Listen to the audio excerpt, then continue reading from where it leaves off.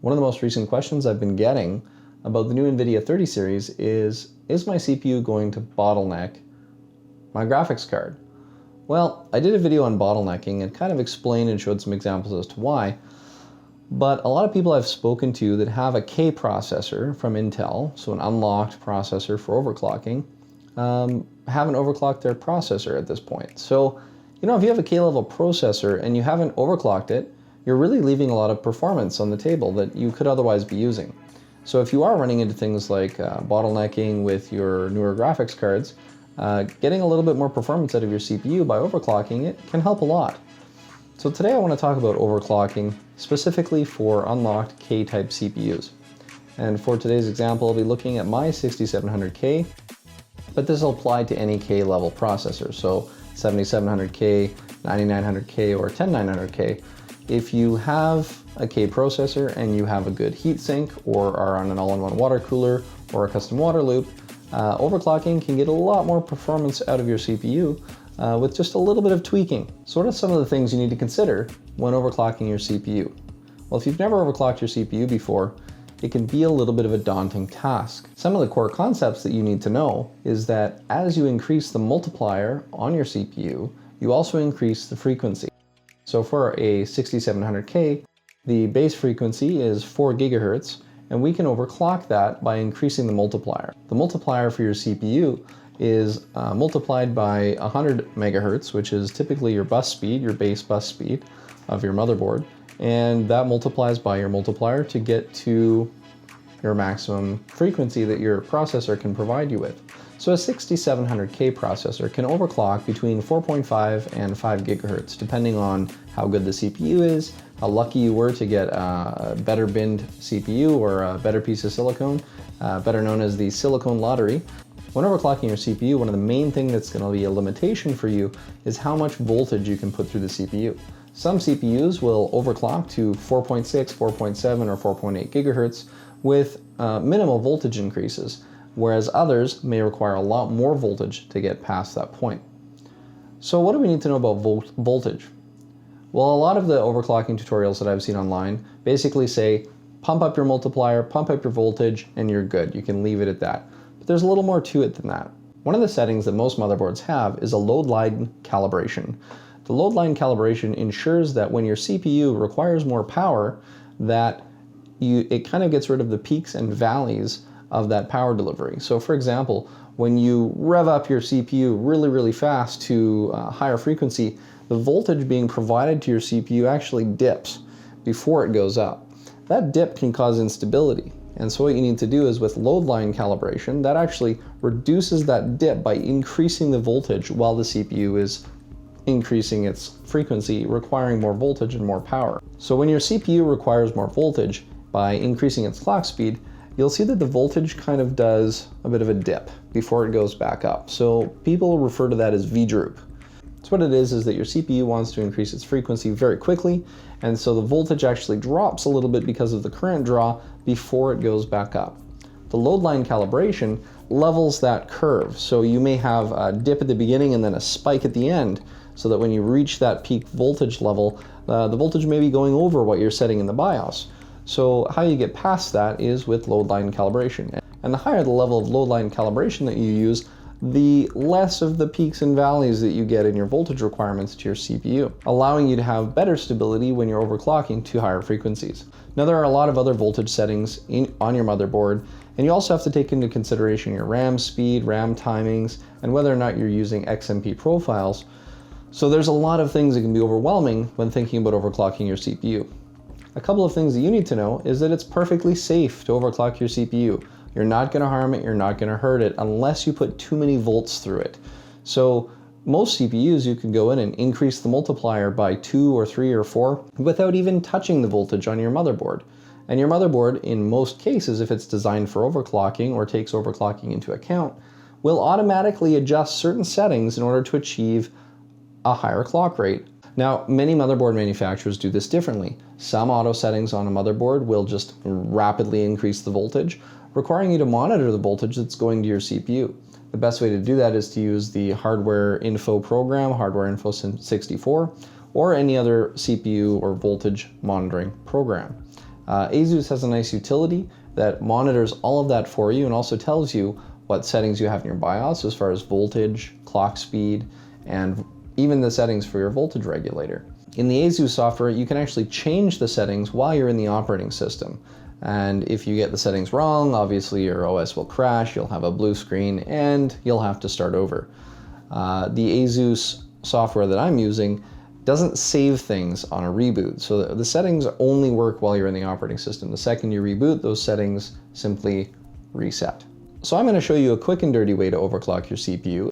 If your overclock fails, you may see some really strange things happening. For example, on my Z170 Deluxe motherboard, my RAID array will actually fail and need to rebuild anytime an overclock fails or an overclock causes a crash. So overclocking can come with it some risks. I would mention with all things, if you're going to be playing with your computer, make sure you do a backup and make sure that you have all of your settings written down so that you know what your settings were before you started making changes. All right, so the first thing you're going to want to do is set a baseline. So I'm using the CPU ID hardware monitor. As well, I'm using rain meter, and I've set up some monitors here just so I can watch voltages and things like that. So the first thing I'm going to do, I'm just going to use Cinebench R20, and I'm going to run a CPU test. So what this is going to do for me is this is going to help me set a baseline as to what voltage my CPU is going to be running at stock. So the CPU is hitting 61 Celsius. This is on a fresh run, so the radiator fluid is nice and cool. But this is a good opportunity for you to see how hot is your CPU getting, what kind of voltage is it pulling, and this allows you to have a kind of a starting point. So the motherboard is automatically saying, we're going to allow you to run 1.424 volts. That's a lot higher than I'd like to run on this chip for a daily driver. And so the defaults on this particular motherboard, on this BIOS revision, is pushing the CPU already beyond the voltage that it needs. Motherboard manufacturers sometimes do this so that their default factory performance outperforms other motherboard manufacturers, sometimes at the cost of voltage and power usage on the CPU. All right, so with the test done, we can see in our CPU ID hardware monitor that the V-core hit a maximum of 1.424 volts. And we can also look down and see that the first core on the CPU actually hit 1.427. And if we look at our temperatures, we can see the package itself got up to 65 degrees.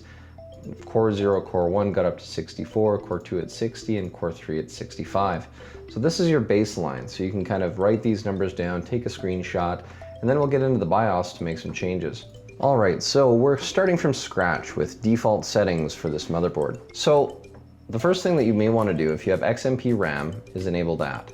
However, I will caution you that if your XMP RAM is enabled and you're also using the motherboard's built-in enhancement features, you may have stability issues right off the hop just because of the changed and modified bus speeds that are eking out just a little more performance for your CPU.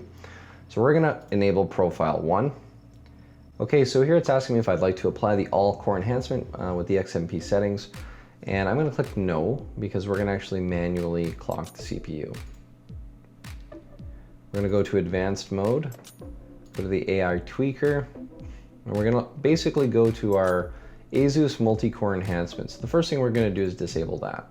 I don't wanna be using their multi-core enhancement because that's their own built-in way of boosting a little more performance out of the system, and I don't wanna use that. I wanna use our own settings for overclocking because they're gonna be a lot more stable. All right, so for the CPU core ratio, we're gonna go sync all cores. This is gonna allow us to set individual multipliers for each core. So if I, for example, went 4.2, that's gonna have a 4.42 times 100 base clock. So it's gonna give us 4.2 gigahertz. Now the boost clock on this CPU is already 4.2 gigahertz. So we're gonna go straight to 4.6 gigahertz or 46 multiplier. And the way to do that is we just type in 46 and away we go. We could leave it at 46 and try to boot.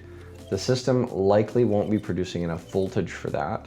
You could actually do a 42 and reboot, and you're likely gonna have enough voltage to be able to support 4.2 gigahertz on this chip. And almost any chip that you have that's a K chip, you could just increase your multiplier by 2, and you're probably going to be able to get away with not having to worry about voltage settings and increasing voltages. And you might be able to push it even further, 4.3, 4.4. But you have to be careful because some of these boards will automatically manage your voltage and some of your voltage regulator settings based on how high your core frequency is. And that's just how the motherboards are designed. They're built to do that. So we'll go 4.6. And what we're gonna do is we'll just look at some of these other settings very quickly.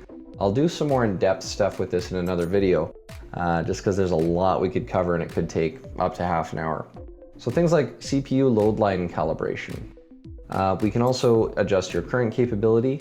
All of these things can be adjusted in the ASUS tool as well once we're in the operating system. But in my opinion, it's better to make the changes in the BIOS because these changes will stick between reboots. If you're using the ASUS software, they won't. So if you want to change the voltage for your CPU, you're going to be looking for your CPU core/cache voltage. And you can do this manually. Manual mode, you basically just type in a number. What do you want that voltage to be? So you could go 1.3, 1.4. But if you have all of the other voltage options and motherboard features set to auto, you might put 1.3 here and it may hit 1.4 or 1.45. So what I like to do is I actually like to use adaptive mode. I find this to be kind of the most intuitive mode. So when you're actually going here, I don't want to use an offset. Offsets are very dangerous. If you put in an offset of 1.3, you're going to add 1.3 to 1.3. So you'd have 2.6 and you'd blow a hole through your CPU, or at least trip the safety. So you don't want to do that. What we want to do is under the additional turbo mode CPU core voltage, we're going to say 1.3. This is 1.328. So you know what? Let's go 1.328. We're going to just set that, and it's going to say here your total adaptive mode CPU core voltage. This is important. For this particular CPU, 1.4 volts is kind of the limit. We don't really want to go past that, although it can safely handle up to 1.5. It's not recommended for long-term use. If you want to know what voltage your CPU can handle, just Google it. The specifications are available online and fairly easy to look through. So what we can do now, essentially, we've just set our multiplier, disabled the onboard enhancement features, and now we're going to just use this voltage setting and we'll reboot into the operating system and see what happens. All right, so we're booted back in Windows. We're currently running at 4.6 gigahertz, and we're now going to do a stability test by running Cinebench. I will note that you want to do stability testing in a number of different applications, not just synthetic benchmarks, but games that you play, applications that you use, anything that you can do to ensure that you have stability in every use case that you're going to be using your CPU for.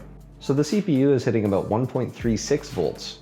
And we can see that in stock operation, the motherboard was actually pushing the CPU beyond 1.4 volts using all of this built-in system enhancements. We're able to run this at 4.6 gigahertz at 1.36 volts. Now I know for a fact that we can actually run this CPU at 4.7 gigahertz at 1.344 volts. One of the keys to finding a good stable overclock is not just increasing the voltage, but also seeing at what threshold you can reduce the voltage so that you're using the least amount of power and producing the least amount of heat for your CPU. All right, we made it to the end of the test and everything was perfectly stable. So if we look at our hardware monitor utility, we can see that the voltages for each core never went over 1.345, and the overall V core never went above 1.36. And we also see our peak temperature was about 66. And again, I know we can reduce that voltage even further for 4.6, which would give you even better thermal performance on your CPU. So let's boot into the BIOS and push ourselves back to 4.7 gigahertz. Before we go back to the BIOS, I actually wanted to point out that the load line calibration is being automatically set to level 6. With 4.6 gigahertz, I know that load line calibration does work at about level 1. However, load line calibration just basically reduces your overall power efficiency and can increase your temperature a little bit as well. So you can even back that down and manually set your load line in order to find stability that produces less heat overall. All right, so we're back in the BIOS. What we're going to do is we're going to go to 47 as a multiplier. That's going to give us 4.7 gigahertz. So the other setting that we're going to change is the CPU power phase control. The ASUS motherboard is automatically setting it to extreme, but I know that it can run perfectly fine on optimized. Again, the point here is to give it only as much voltage as it needs to be stable. So we can see here we've changed our core limits to a 47 multiplier. we've actually changed our turbo mode CPU core voltage on adaptive to 1.325 because that's where I had it stable the last time. And we're changing our CPU power phase control to optimized. And I actually cheated. I loaded this from my profile 3 because I'd spent some time building up to this video, kind of playing and trying to get it stable at 4.7. I saved that profile as 4.7 stable, so even if I have to load the optimized defaults or reset the BIOS defaults, I can always reload my 4.7 stable profile and be good to go. So we're booted back up and we're going to run another run of Cinebench. Alright, so we are stable at 4.7 gigahertz, and we can actually see that on the left-hand side here, we actually hit 2,427 as our Cinebench R20 score, and that actually puts us ahead of an i7-7700K at its default settings. Obviously, you can overclock a 7700K as well, putting that even higher, but that's actually pretty good performance for free performance just by overclocking the CPU. So if we look versus kind of our baseline, we can see that we actually only hit 1.34 volts to achieve 4.7 gigahertz. So between our load line calibration and our CPU current allowances, we actually were able to achieve higher clock speeds than the factory clock on this CPU based on the auto settings of your motherboard. So what does that mean? This means that your motherboard could actually be overvolting your CPU and producing more heat than it needs to be right out of the box. And you're not going to be getting peak performance. So if you're worried about overclocking your CPU and you're seeing that your motherboard is already pushing your CPU beyond regular stock voltages, then you might as well increase your multiplier and control your voltages manually. Try to achieve a better, more stable overclock that produces less heat. So a couple of things to note. You can turn on XMP profiles, you can overclock your CPU by increasing the multiplier, and you can adjust the voltages either up or down to achieve stability or better cooling. One of the most important things to note is that you have to make sure that if you're going to be overclocking your CPU or making changes in your BIOS, I suggest doing one change at a time, rebooting, and stability testing. This can take a lot of time, but it's going to ensure that you have a stable overclock. So for example, change your XMP profiles first, then reboot, stability test. If you're stable, then you can go and disable your motherboard's performance enhancement defaults and manually set your multiplier. Then, if you're running into stability issues, you can increase your voltage, but don't increase your voltage too much without starting to look at load line calibration, because load line calibration could provide you a stable overclock without having to increase your voltages, and that'll keep your CPU cooler and it'll help it to last longer. So now is a really great time to overclock your CPU if you have a K-SKU CPU, and that's because we've got the new 3070, 3080, and 3090 graphics cards just around the corner. And if you overclock your CPU, you'll be able to eke out just a little bit more performance out of those cards, without necessarily having to upgrade first. So if you're looking at getting the most out of your current CPU, go ahead and try to add a little bit of an overclock, increase your multiplier a little bit, and play with it. Just make sure that you're being safe and careful, setting your baseline voltages and monitoring those voltages as well, because you don't want to go over the safe voltage levels for your CPU. If you have any questions about overclocking or specs for your specific CPU, go ahead and leave a comment and I'll reply back as soon as I can. Thanks for watching, and if you can, leave a like or subscribe and let me know what you thought of my video. And I just want to say thanks to watching, thanks to all my subscribers, and I'm looking forward to doing some videos on the new graphics cards very soon.